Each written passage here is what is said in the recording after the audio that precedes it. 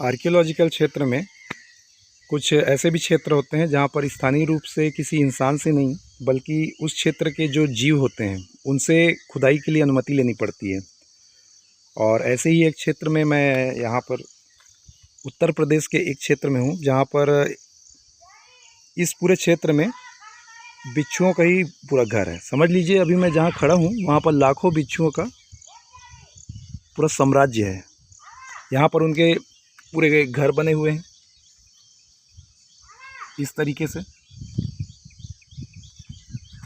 अब बिच्छुओं के जो घर रहते हैं उनकी उन्हीं से उनकी साइज़ को भी पता किया जा सकता है। जैसे ये जो है तो इस साइज़ का बिच्छू का घर है यहाँ पर, और अगर ये है तो उससे बड़ा होगा। ये इसी तरीके से अगर यहाँ पर एक फावड़ा भी चलाना है, थोड़ी सी खुदाई भी करनी है, तो समझ लो इनसे अनुमति लेनी पड़ेगी, नहीं तो यहाँ पर बहुत सारे बिच्छू निकलेंगे।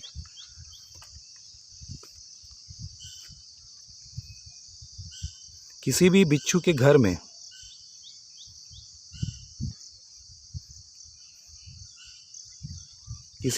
घर में अगर हम एक ऐसा घास का ये ऐसा अंदर तक डालें इस तरीके से, और अगर ये बिच्छू होगा तो इसको ये ऐसे आप करेंगे तो वो इसको अपनी तरफ खींचने का प्रयास करेगा।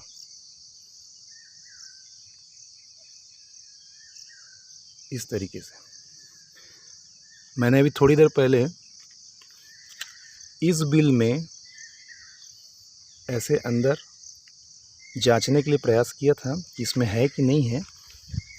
तो उसके बाद ये जो छोटा सा बिच्छू है, ये देखिए, ये बिच्छू निकला था। इसकी साइज से मैं इसी के साइज से है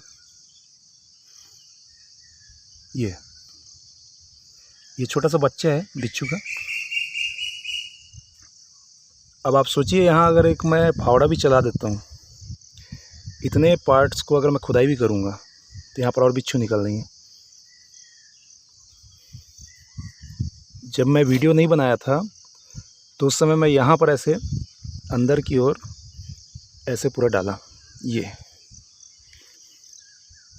और ऐसे करने के बाद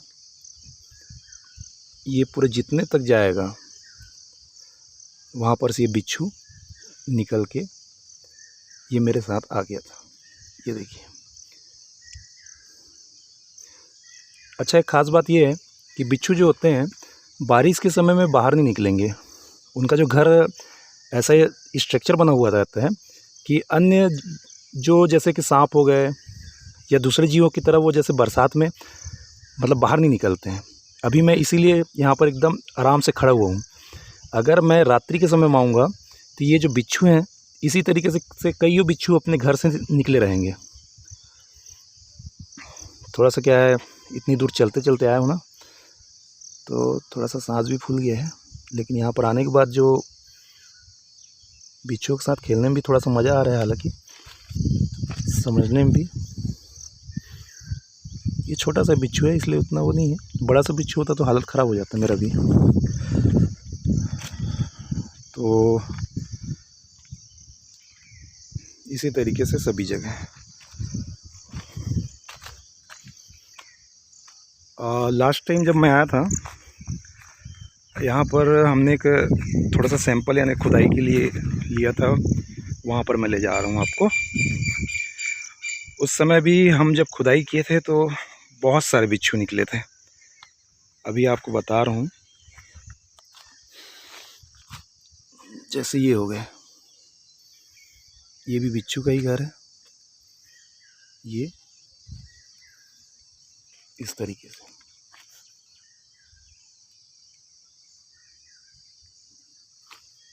इतने अंदर तक जाएगा।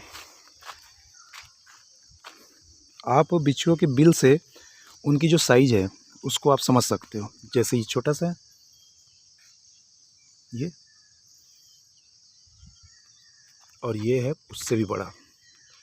अब आप समझ लो कि इसके अंदर कितना बड़ा बिच्छू होगा इसके अंदर। ये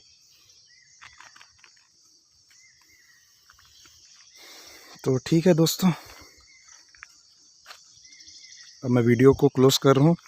आप लोग समझ गए होंगे कि बिच्छू के जो घर रहता है वो उनके साइज़ के हिसाब से ही रहता है।